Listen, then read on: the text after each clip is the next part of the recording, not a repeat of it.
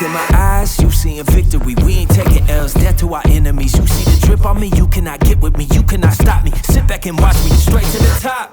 When we drop, you better join us. But You're watching All Access. Hello and welcome to this week's edition of the 740 Sports All Access pregame show, sponsored by Park Circle Cafe, our 2023 season finale.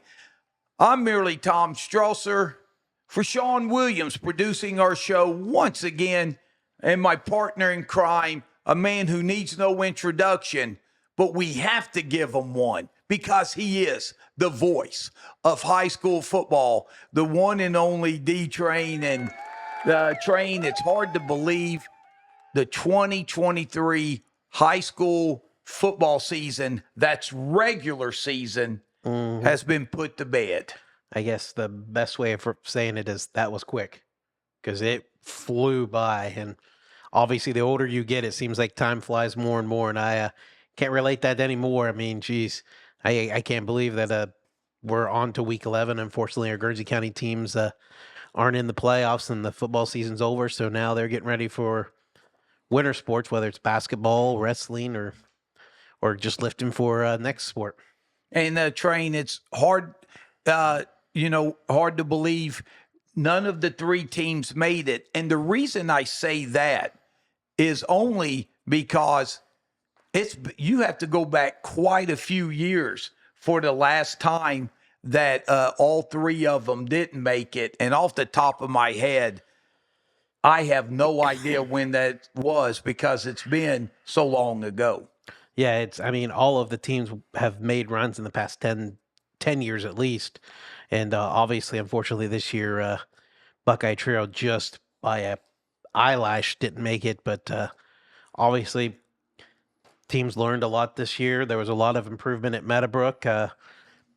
Buckeye Trio had a great second half run, and Cambridge got an opportunity to get a lot of different kids in to games that probably wouldn't play on Friday nights, but got to develop some kids and for possibly a good run next year. Yeah, and speaking of Cambridge, they're going to be the first team that we talk about tonight on our season finale here on the 740 Sports All Access pregame show, sponsored by Park Circle Cafe. And we're going to take our first time out. And when we come back, we'll look back on the 2023 season of the Cambridge Bobcats after this timeout. Hey, it's Heather from Park Circle Cafe. All of us from Park Circle would like to wish our local football teams, the cheerleaders, and the band good luck this season. If you're out this weekend, stop by Park Circle. We have live music all of September on Saturday. This weekend, we have Russ Monkey, 7 to 10 on the patio. Next weekend, we have Randy Gleason and a DJ and karaoke coming in. So stop by for some great food and a good time at Park Circle Cafe. Go Bobcats, Colts, Muskies, and Warriors.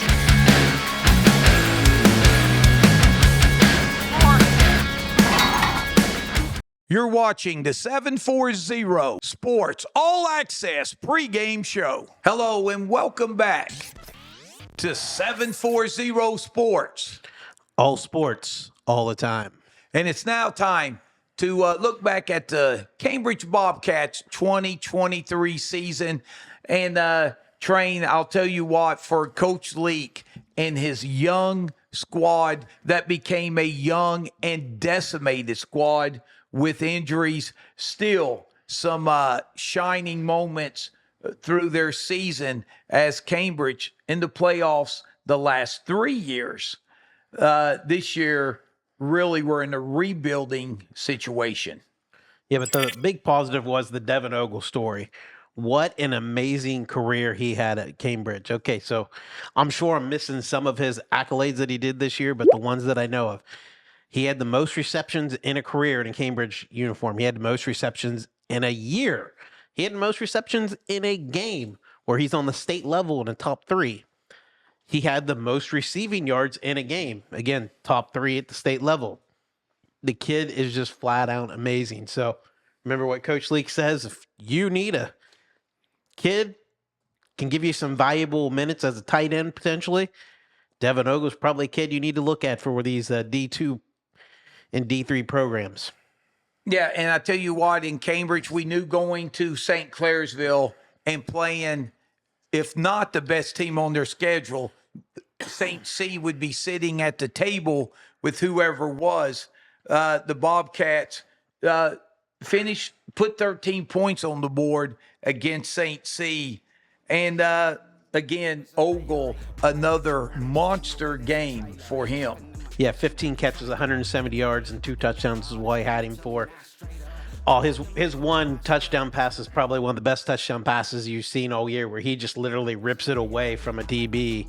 And then, I mean, I think everybody was shocked and didn't know what to do. And he's like, I got the football, and well, I'm going to go score. And that's exactly what he did. Just an amazing catch and run for him. And I tell you, Cambridge, their outstanding sophomore quarterback, Garrett Carpenter, missing another game. He went out in week 7, I believe, in what was a close game at the time against Warren. We'll talk about Carpenter's season and what all he accomplished. But Ogle had to have someone throwing the football to him Friday night, and a senior stepped up and did a pretty admirable job. Yeah, Keaton Kaiser started week 9 for Cambridge, and then he started last Friday against St. Clairsville, but they decided to switch it up and put Bryson Anderson in there, and Bryson made some nice plays.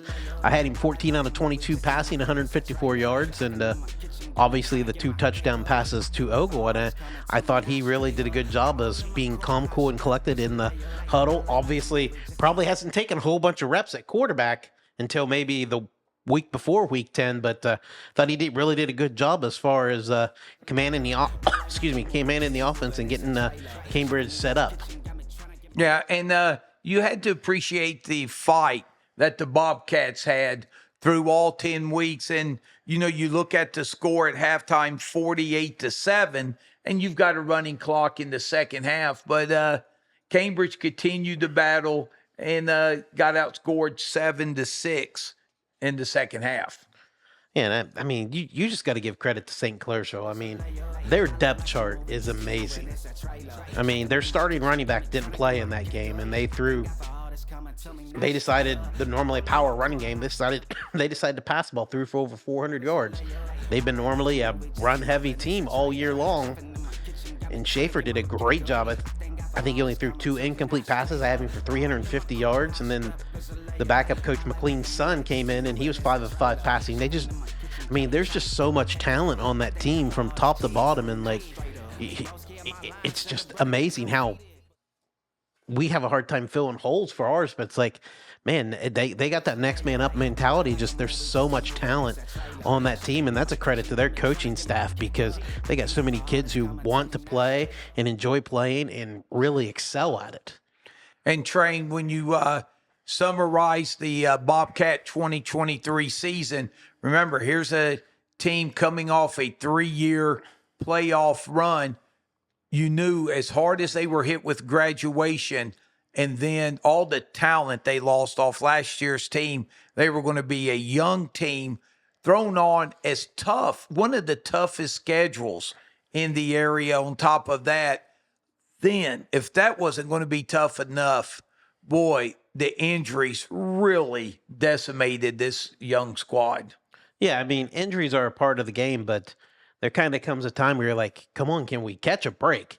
And definitely Coach Leak and his staff did not catch many breaks at all, obviously, with all of the injuries they had. But they were doing the next man up philosophy, making sure, getting their guys ready for Friday night. Obviously, probably a lot of them weren't 100% ready for playing on Friday night under the lights, but I guarantee Coach Leak's already looking forward to getting off-season workouts going, getting bigger, stronger, faster for this Bobcat team next year.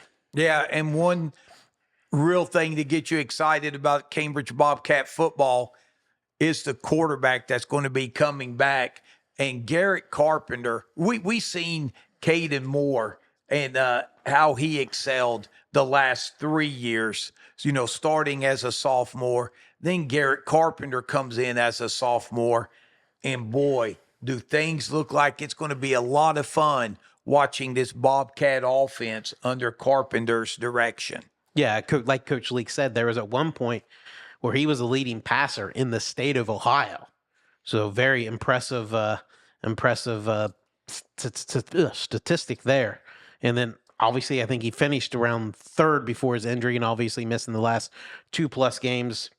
He probably dropped a little bit more, or 3+ games, but really just an amazing season by Garrett Carpenter. Obviously had some great weapons, and Ogle, Reed Johnson, unfortunately, another guy who was a great weapon but got hurt. Eli Edwards, another kid, got hurt this year for him, good weapon. Keaton Kaiser stepped in and really made some plays for him. I mean, you can list name after name after name. Riley Wilson, I'm just trying to think off of my head.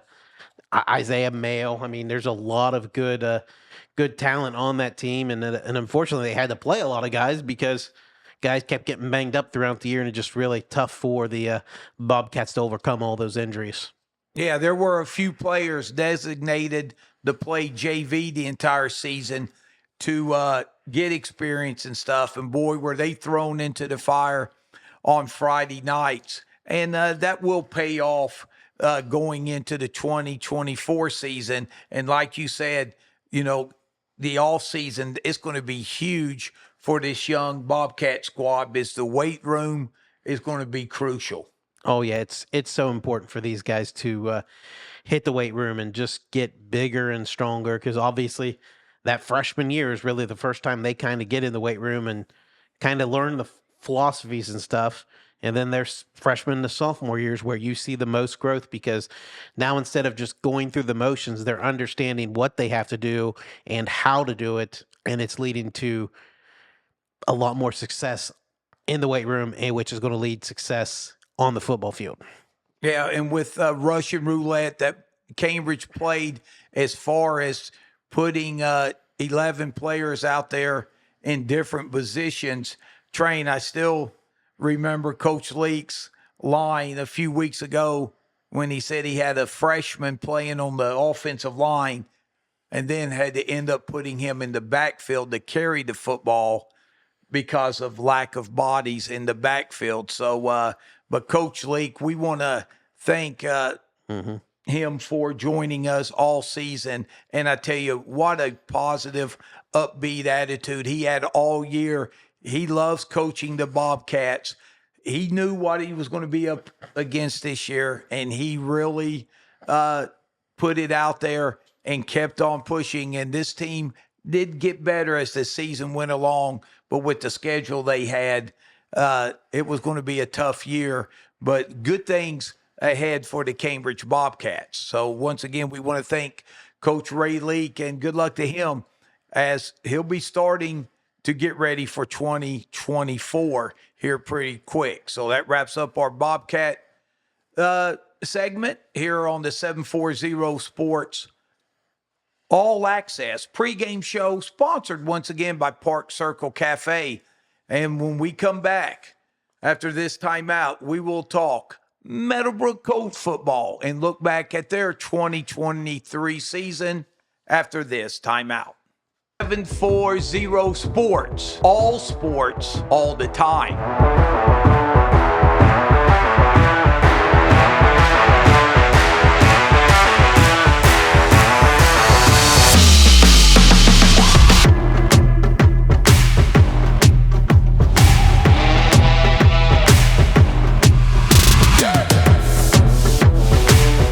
You're watching the 740 Sports All Access pregame show. Welcome back to our season finale of 740 Sports. All sports, all the time. And once again, we want to thank our sponsor, Park Circle Cafe, for sponsoring our show throughout the 2023 season. And please visit Park Circle Cafe this Saturday evening at 6 o'clock. Train. It is a Halloween party. Ooh. So dress up in your best Halloween costume and go down to Park Circle Cafe this Saturday evening at 6 p.m. and enjoy the great wings that Heather and her crew will serve. Couldn't have said it better. Love their wings. Thank you Can't say it enough. Thank you very much for Park Circle. I mean, it is great. It's pretty much the highlight of my week. I guess I live a boring life, but it is getting here to do this with you guys and enjoying some good wings, the best wings in the area. Thanks, Train, for that compliment. And Train, let's now look at the Meadowbrook Colt 2023 season in review. And for Meadowbrook, we knew they closed their season with a daunting task, taking on a very talented West Muskingum Tornado squad, and really too big of a task for the young Colts. Yeah, there's a reason why West Muskingum was 9-1 and won the small school division. That's just a really solid team. They do a great job. Coach Brownrigg left Zanesville and took over the job, and he's really made a lot of improvement to the West Muskingum program. And when you have players like Jake Anton and Rashad Cisse making plays for you, those two just amazing players. Cisse ended up with 4 touchdowns, had 2 rushing, a passing touchdown, and an interception return for a touchdown. Anton ended up having a touchdown run and a touchdown pass. So really, they're just a lot of those two are just really the key cogs to that team and really make a lot of big plays. I think Anton even had an interception in the second half for him too as well. So they're going to be a tough team to beat week 11 when the Union Local Jets face them. And in our closing segment, we will look and highlight some of the local teams outside Guernsey County that will be playing this weekend in week 11. And Train, Meadowbrook started out the season 4-1, and then they ended up losing their last 5 games. But the one thing, even in losses, Meadowbrook offensively, they still had some success. But week 10 was probably their toughest night as far offensively, as they really couldn't get anything going, passing, and very little rushing. Yeah, they stuck to a game plan, and that was ball-controlled offense. Ran a lot of plays, but Dalen Rivera didn't have much holes to run for us, picking up maybe 2 and 3, maybe 4 yards. At times, he finished 21 carries, 70 yards, and a touchdown on the night, but they really wanted to make it a grind-out game with West Muskingum, but man, I tell you what, when the Tornadoes got the ball, they hit some big plays, and I came away very impressed with their quarterback, Jake Anton, and obviously Cisse. Everybody knows that kid's an absolute playmaker, probably one of the best in the area as far as a touchdown machine, home run hitter. He's like Aaron Judge and Davian Barr last year. But really, it's a tough way to end the year for the Colts. But you got to look on the positive side. The Colts were 1-9 last year. They improved to 4-6 this year. That freshman class grew a lot. Well, guess what? They have a freshman class, an 8th grade class that's going to be freshmen next year that had a solid 8th grade year. I believe they were undefeated in the regular season. So there's talent. The wells starting to get filled back up down in Byesville, and the rewards may not be reaped this year, and maybe there's going to be continued improvement next year. But I tell you what, in the next 2 or 3 years, Meadowbrook's going to be back to where its playoff expectations are a given. Yeah, and we talked in the Cambridge segment about they will reap the benefits of all their young kids that got thrown in the fire maybe earlier than they would have liked to. Meadowbrook, that was the same last year with them. 1 win, then we seen the dividends. And Train, when you look at the first 5 games of the season for Meadowbrook, boy, they had some exciting games and some exciting wins. And it started week 1 at home against Maysville. Oh, just an amazing win. Going in, I think the odds makers didn't expect the Colts to pull out that game, and really they just dominated in all facets of the game and picked up a big win, and it helped them get some confidence. They had an exciting win down in Crooksville. I believe that was week 4. Excuse me. I think they won 24-21 against Crooksville. So a big game where they held on late to beat the Ceramics. Yeah, and Train, remember the Ceramics, they were undefeated and excited. new facilities, outstanding football facility they had built. And that place was rocking and rolling. And it was Meadowbrook who pulled it out at the end. Oh, excuse me, fighting off a cold here. The Colts just really did a good job. They came out and had a great first half, and then kind of Crooksville got it going on in the second half and made some nice plays. But the Colts made big plays down the stretch and held on for the victory in that one. And that was definitely probably one of those top 10 games of the year between those two teams. Yeah, and another big win against Riverview at home.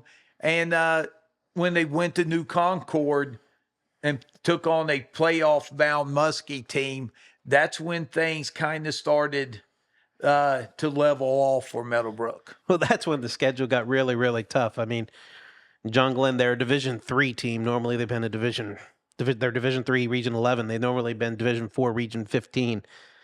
And obviously, when Coach Edwards says he's been there, I think 6-7 years at John Glenn, he said this is his best defensive team he's ever coached.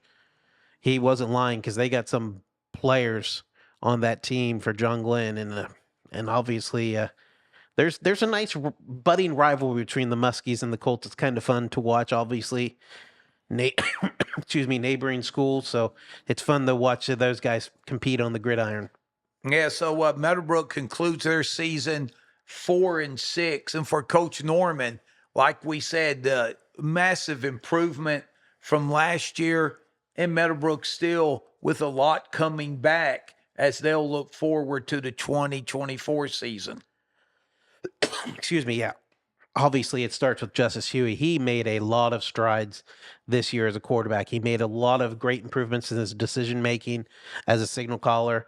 He showed a lot more confidence in his arm and also his legs running the RPO. He's really got a good rhythm with Nick Norman. And here I'm going to throw out a big prediction for next year. Nick Norman will have 1,000 yards offense next year for the Colts. So I'm setting it out right now, Nick. So you got to come through for me. And obviously they have some good weapons. Landon Coons started really coming on at the end of the year. Bentley Cedar, as a freshman, really was a playmaker, made some nice plays, made a great catch in the John Glenn game. Braylon Lowry, solid player, sophomore. Cohen Miles got some playing time late, and Jacob Burris started playing more on the receiving end as the season went on. He was always been a standout DB. Now he was getting some offensive reps for him. So they've got some weapons at the outside for their receivers, Meadowbrook does. Yeah, so Sean, we have our first early prediction for the 2024 season with Nick Norman going over 1,000 yards. Put it on the board, my man, right there from the voice of high school football, the one and only D-Train. And Train, we'd be remiss if we didn't thank Coach Steve Norman. What a blast it's been to hang out with him during the 2023 season. And I'll tell you, Coach Norman's doing a great job with the Meadowbrook program, and he's got things rolling, and he's got things coming as well. So we want to thank him and look forward to the 2024 season of the Meadowbrook Colts football team. So that wraps up our Meadowbrook segment here on the 740 Sports All Access pregame show, sponsored by Park Circle Cafe. When we come back, we're going to talk Buckeye Trail football, and we'll do that with the head coach of the Warriors, Donnie Kearns. Will be joined in studio live with Coach Kearns and family as we'll look back on their thrilling victory over Newcomerstown Friday night and look back on their 2023 season, a season that ended one spot short of making it to the dance. And we'll do that after this timeout. 740 Sports, all the time.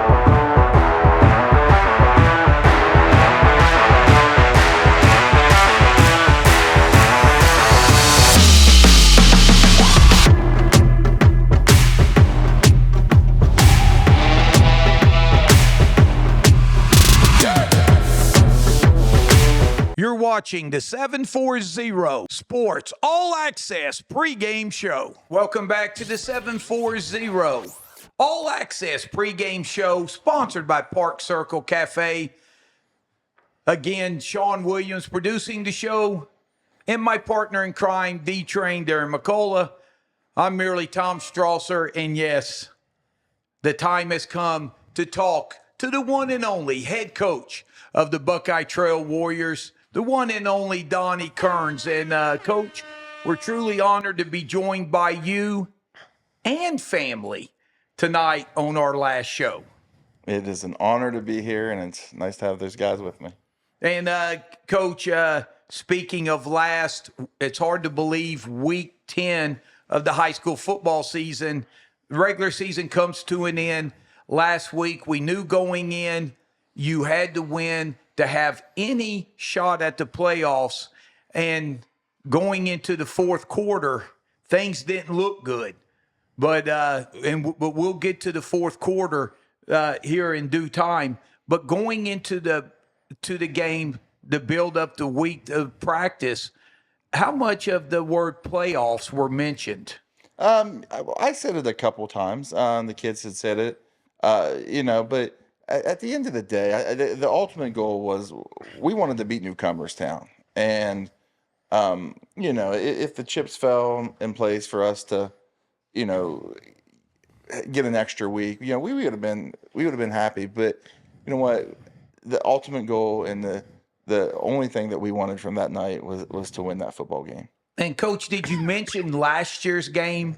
Because you had a scenario win and get into the playoffs week 10 against Newcomers Town, and plus a win, and you share the league title as well. But the IVC, you mentioned Newcomers Town, that you used to play them at the beginning of the year. Since joining the IVC, they've put them at week 10 and kind of has built in even more of a rivalry, huh? Yeah, it has. And, you get games like the last 2 years where, 2 3-point games, I think that'll only, intensify the rivalry over the years. It's going to be a good one. And what an exciting game week 10 it was. Obviously, halftime, you guys came in, the running game, which has been kind of your wheelhouse all year, struggled with that, and you switched and decided we're going to open the offense up and kind of sling it around a little bit more. How great of a decision was that for you and your coaching staff to make that, especially those last 5-6 minutes of the game? It really started panning out.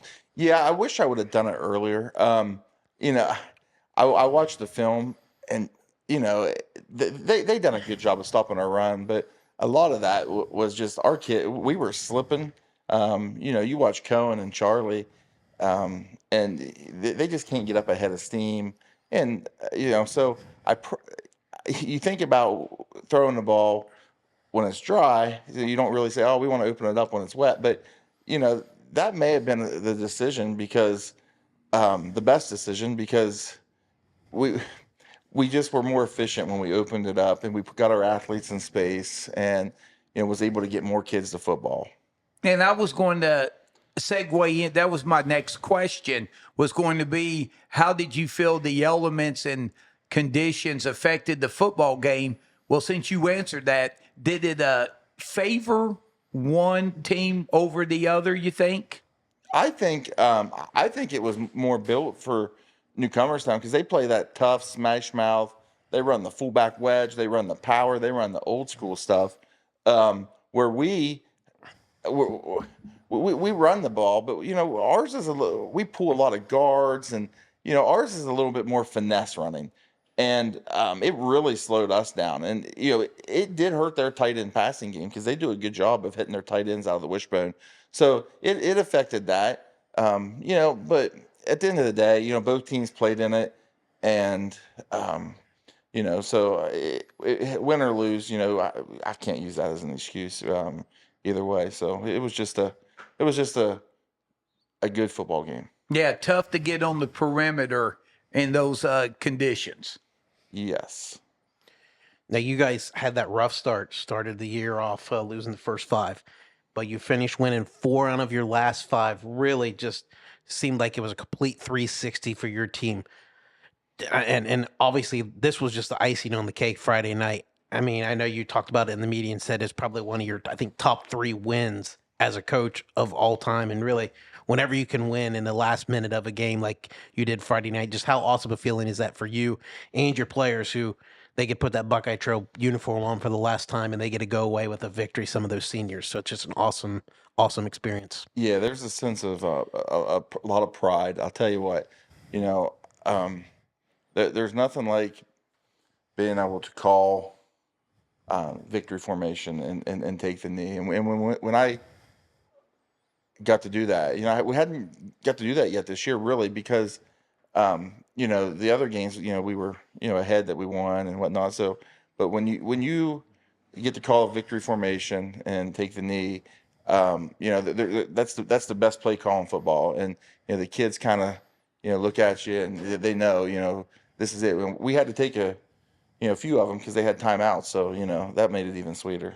And Coach, take us through the headsets in the fourth quarter. You're down 2 scores. There's 7 minutes left. They're going to run the ball. So you have 2 possessions at most, and you have to score both times and then get to stop in between. What was the mindset there? Because 7 minutes left in the game, you had not scored yet. Yes. So we scored with 5 minutes and I think 38 seconds to go. I'll tell you, with about 9 minutes to go in the game, I said on the headsets, I said we have to score by 5 minutes. We have to get it to 13-6, 13-7, or 13-8 by 5 minutes. I said that's got to be our goal. I knew that if we could do that, we could kick the ball off and still get the ball back, because by that point in time, we had taken control of the game on the line of scrimmage. So I knew we would get the ball back. I had to burn a timeout to start the fourth quarter. I hated to do that, but we still had 2 timeouts, and the goal was, okay, let's get the first touchdown by the 5-minute mark. And when we did that, we kind of knew. Do you want me to lead into, or are you going to lead me into talking about the? Oh, keep talking about it, because there were so many plays that led into that. This is all about ratings on this show. Yeah. So Yeah. The more you talk, the higher those ratings spike up. I know. So we had Braden in, and he threw the first one, the kind of like just a deep ball to Brady in the end zone, and just missed it. And then on fourth down, I said, you know what?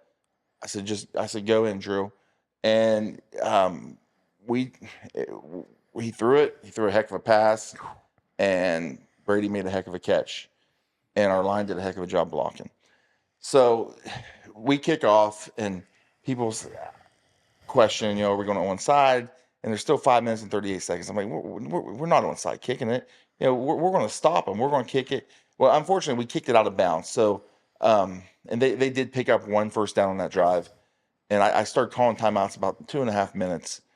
So when we got the ball back, I think there was, 2 minutes and 12 seconds or, something like that.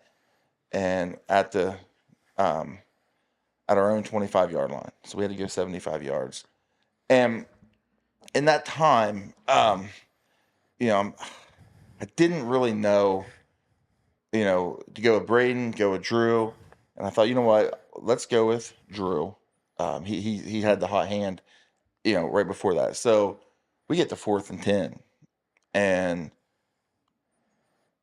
we snap the ball between the legs and of the quarterback, and Drew has to run back about 5 yards, pick it up, sprint out, and he just throws one up to Cohen, and Cohen made a heck of a catch. From there, that got us on the left hash, and we really like to get our right-handed quarterback sprinting out right. So when we got on that left hash, there was no doubt that we were going to run a 10-yard out to Brady Hastings. And and I knew that would be completed because that's a right-handed quarterback's strong throw, and Brady has good hands. So we did that. Brady made a juke move on a kid and took it about 40-some yards down to the 12. That puts us on the right hash. so put Charlie to the wide side of the field, and I'm like, let's take a jump ball to Charlie. Coach Spiker obviously calls the plays, but I said, let's take a shot to Charlie. So we threw a jump ball to Charlie and just missed it from the 12, which that stopped the clock and allowed us to, settle down a little bit. When we come back, I tell Coach Spiker, I said, don't be afraid to run the football here. There's about 1:20 on the clock. We were going to be able to get 3 plays in, so it didn't matter if the clock ran. So we called a 14 GT. Well, you can watch on film. Drew didn't run the 14 GT, but I seen what he did. They took 2 guys out to cover Charlie, which opened a vacated area to Drew's left. So all Drew did was took the snap and run to where they vacated, and it was a smart play, and that's what a good quarterback will do. So he scored there. We now go for 2. And we're getting under center. We're going to run our crisscross play. So we put Braden back in because, Braden takes snaps under center really well. And Drew has struggled with that a little bit, just, the fumbling and whatnot under center. But that's okay. So Braden goes in, runs it, crisscross, boom, good. They come out. Charlie gets a pick. We still have to run the football because they have 3 timeouts left. And Braden ran 2 quarterback sneaks for about 12 yards. And the rest is history. And Train, the one thing with this Hollywood ending, we all love football movies. You cannot name one football movie where it didn't go to 4th down. They always score on 4th down. It's never first, second, or third. It's always down to this play. And you talking about a Hollywood ending that Trail had Friday night. Yeah, I'm sure Coach Kearns and his staff's already promoting it, turning it to Pixar or whatever, one of Warner Brothers, Universal Studios, one of those 30 Hollywood for studios. 30, Yeah, 30 for 30. There we go. That'd be a good one. I want to talk about the growth of your team from week 1 to the end of the season. I mean, you got a lot of kids that had to step up because of injuries and different things, especially defensively is where I want to hit, because at the beginning of the year, it was a little rocky defensively, but you had Cole Porter was absolute force in the middle for you guys. Charlie Perry, probably the best linebacker in the area, tackling machine. Brady Hastings was a menace at defensive end, just got great pass rush. Blake Wable, like you said, he's the key to you guys' defense out there in the secondary. Mason Todd, I mean, he was picking off passes, it seemed like every game. And then Jackson Hess, another big stud for you guys at defensive end. Just how nice was it for you guys to develop all of those players and really they all kind of just meshed at the same time and really helped you guys the second half of the season? Yeah, we got better defensively. We weren't real good defensively early in the year, and we did. We got better defensively, and we could lean on our defense a little bit in the second half of the year, and that was, and we started forcing turnovers the second half of the year, and. Not to switch the subject to offense, but the last 5, you guys know the early 5 games, I would come in here and talk about turnovers. The last 5 games of the year, we didn't turn the ball over. One pass right before halftime, a Hail Mary at Malvern, but we had no fumbles, no other interceptions. We did not turn the ball over the second half of the year at one time.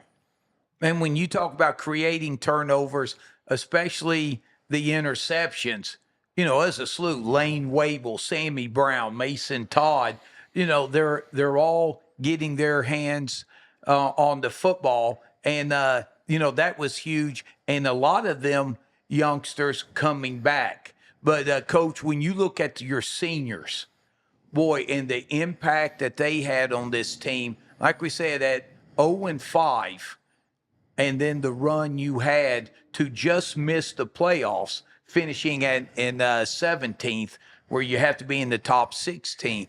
What can you say about your seniors? Yeah, they were a really good group. They led us. I mean, they truly did. And we played like our seniors, led us. Like if our seniors weren't having a good practice, and there was times maybe they weren't, but the practice wasn't good. So we started telling the seniors, the last couple of weeks of the year, hey, we're going to play how you guys lead us in practice, because we're not going to have a really, really bad practice and come out and just play great on Friday night. It doesn't work that way. So we have to practice great. So they really took ownership of that. And that, we started having really good practices late in the year. And, how we played late in the year was 100%, because of how our leaders led us. And that was our seniors. Yeah, that's absolutely awesome. And we've got to get a mention to one senior specifically, Cone Egan. I mean, that guy was an absolute stud this year, averaged over 10 yards a carry, had over 1,000 yards rushing.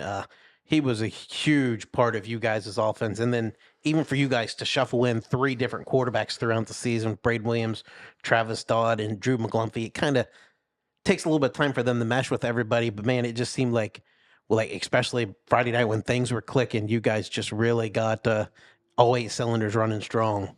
Yeah, we, and that's what, I hate to even bring this up, but, you talk to, newcomer sound coach, and he knew he was in the playoffs. So he had started watching games of some teams that he could, possibly play. And that's what he told me. He said, man, you guys are better than these teams. And he said, your front end of your schedule is just brutal. And, 3 of those teams in the front end are, are hosting 2 weeks in the playoffs: Harrison, Barnesville, Caldwell, and Claymont, and then that Shenandoah game, man, some crazy stuff happened that night. So, I at the beginning of the season, I said we had to get through the first 5 at 2-3. That was my goal, to get through the first 5 at 2-3. And because I knew we could get, 4 or possibly 5 on the back end. Yeah, well, Coach, as we head out, I just like how the adversity you had at the beginning of the year, when you think of the injuries you had, the one game you was without 3 offensive linemen, you're starting a freshman, and then you start getting healthy, and then you lose 2 big cogs, and Travis Dodd and Ty McGlumphy on the line. But because some guys got thrown in the fire early, maybe before they were ready, you had enough depth to get through. And you talk about your freshman quarterback, because of the injuries, he got some playing time, on the backstretch, and, paid off big. And Braden Williams, I had a chance to talk to him heading over to get ready to leave, and just bragged on him, his development. And it was good to see a team get better throughout the season and then finish on a high note. And that's what your Warriors did. And want to commend you and the coaching staff. And as always, you're not going to ever quit on the kid or quit on the team. And the team stuck together, and a lot of credit goes to your coaches and you. That means a lot. And yeah, our coaches, they've done a really good job. And couldn't ask for a better group of men. All right. Well, that's our Buckeye Trail segment. And we want to once again thank the head coach of the Buckeye Trail Warriors, Donnie Kearns, and family for coming in live studio to listen to the head honcho. And we want to thank you for joining us on our last pregame show as we wrap up the 2023 season. Once again, sponsored by Park Circle Cafe. We'll take this time out, and when we come back, we'll wrap things up on the 2023 season here after this timeout. Good. Hey, it's Heather from Park Circle Cafe. All of us from Park Circle would like to wish our local football teams, the cheerleaders, and the band good luck this season. If you're out this weekend, stop by Park Circle. We have live music all of September on Saturday. This weekend, we have Russ Monkey, 7 to 10 on the patio. Next weekend, we have Randy Gleason and a DJ and karaoke coming in. So stop by for some great food and a good time at Park Circle Cafe. Go Bobcats, Colts, Muskies, and Warriors.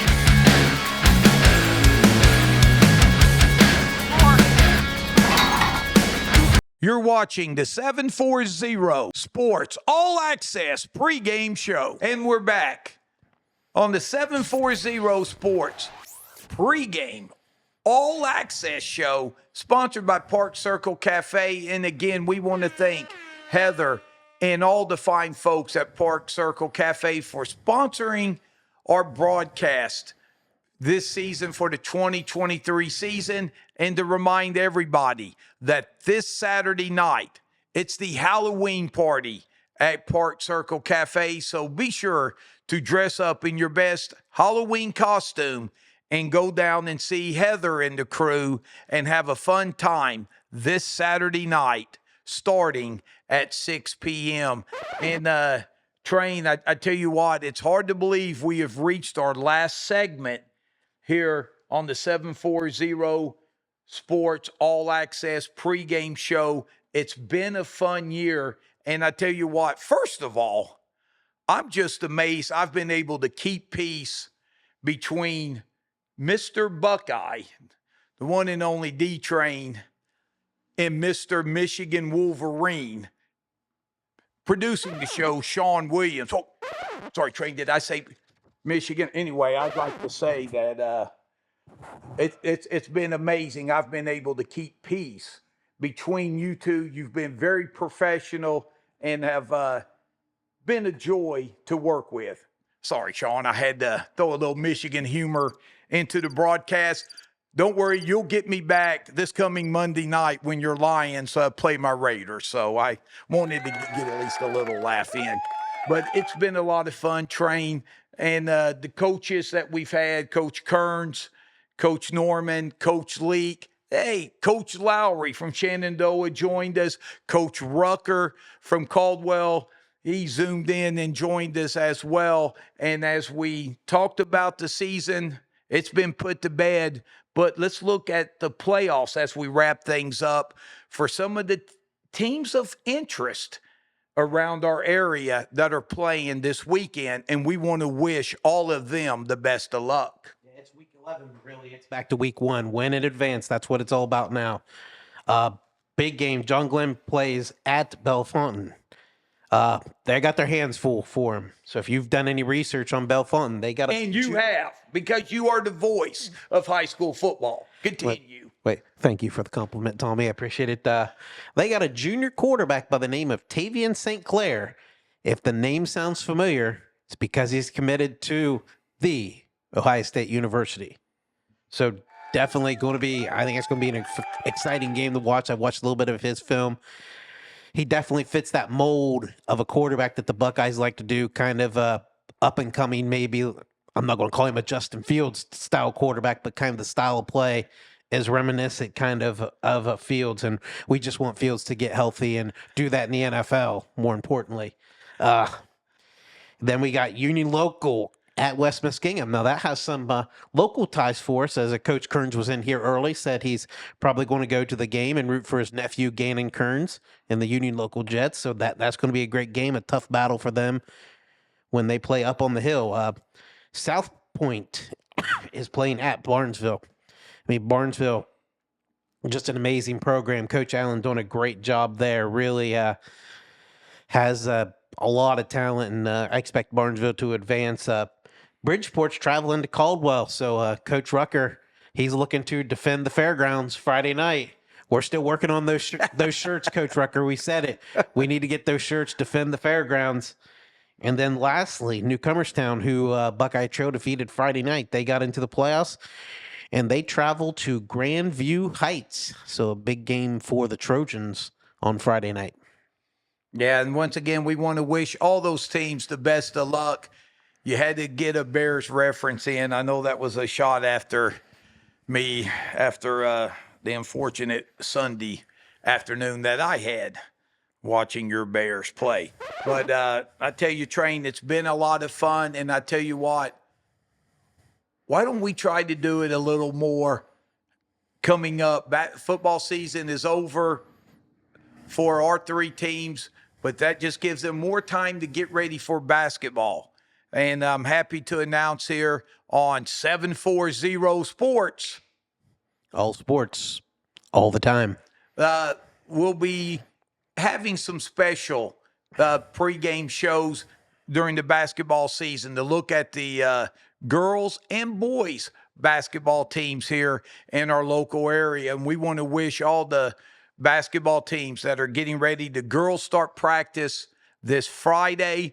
The boys start their first official practice a week from this Friday. So it's hard to believe basketball's right around the corner. Football's still going for some of the area teams. And again, good luck to them and train as we head out. Again, we want to thank Coach Kearns, Coach Leak, and Coach Norman, Coach Lowry, and Coach Rucker for taking time out this season and spending it with us. I want to thank our main man in the background, Sean Williams, for producing our shows, as well as Lil Webb this season helped out. Caleb Graham jumped in as well, and we could not do these shows without him. And our sponsor, who provided us wings for our guests all season long. That's Park Circle Cafe, who has their Halloween party this Saturday evening at 6 o'clock. Please be sure to get down there and join Heather and the Park Circle Cafe family for a good time Halloween party this Saturday at 6 p.m. And we thank them for providing us with the great wings that they serve on a daily basis. And we want to thank John and Jeff Ferguson, the figureheads of 740 Sports, for allowing us to do this show this season. Football's is over for us. Basketball is right around the corner, and we hope to see you here on 740 Sports All Access pregame show. So on behalf of the entire 740 Sports family, we want to wish everyone a safe and enjoyable weekend. And for the area teams playing Friday night, we'll see you on the field for week 11. You stay classy, Guernsey County. God bless you, and good night, everyone.